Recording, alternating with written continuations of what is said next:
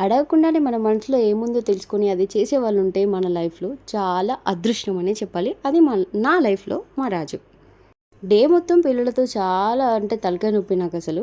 So, బయటికెళ్తే బావుండనుకున్నాను. అదేంటో నేను అనుకున్నట్టుగానే మా ఆయన త్వరగా ఇంటికొచ్చాడు. "రావాలమ్మా రావాలి. ఎవరైతే బయటకొస్తారో వాళ్ళందరూ త్వరగా రెడీ కావాలి" అన్నాడు. సో, అలా అన్నాడో లేదో ఇలా చిటికేసేలోపు మా పిల్లలు నేను రెడీ అయిపోయాము. రెడీ అయిపోగానే మా ఆయనైతే బయటికి తీసుకెళ్ళాడు. సో, బేకరీకైతే వెళ్ళినాం. మా పిల్లలిద్దరూ ఓవరాల్‌గా ఒక రౌండ్ అయితే యేసొచ్చారు. ఎక్కడెక్కడ ఏమేమి ఉంది అవన్నీ చెక్ చేసుకున్నారు.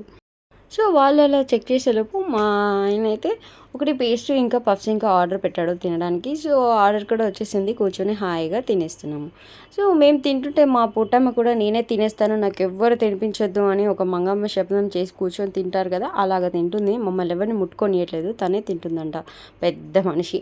సో, తినేలే ఎందుకు బయట గొడవ అని చెప్పేసి నేను కూడా వదిలేసాను. హాయిగా మేమందరం కూర్చొని తినేసాము. This is my evening out. Thank you for watching.